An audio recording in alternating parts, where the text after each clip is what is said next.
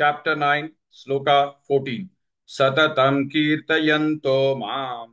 Satatam kirtayanto maam.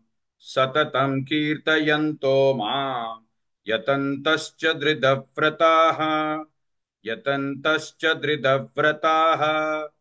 Yatantascha dridhavrataha. Satatam kirtayanto maam. Yatantascha dridhavrataha.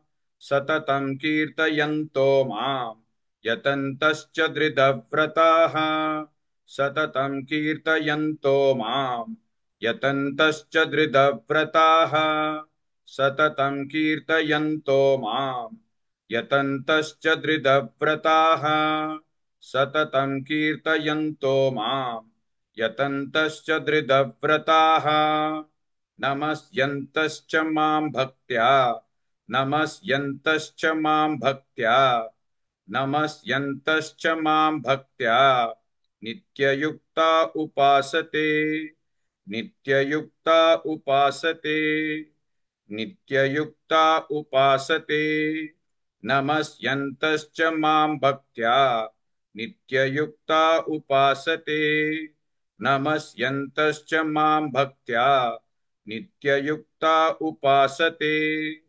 नमस्यन्तश्च मां भक्त्या नित्ययुक्ता उपासते नमस्यन्तश्च मां भक्त्या नित्ययुक्ता उपासते नमस्यन्तश्च मां भक्त्या नित्ययुक्ता उपासते सततं कीर्तयन्तो मां यतन्तश्च दृढव्रताः नमस्यन्तश्च मां भक्त्या नित्ययुक्ता उपासते. Please like and share this video because you could be instrumental in helping someone around the world recite the Srimad Bhagavad Gita, thereby helping them to have a life of unending opulence, victory and prosperity.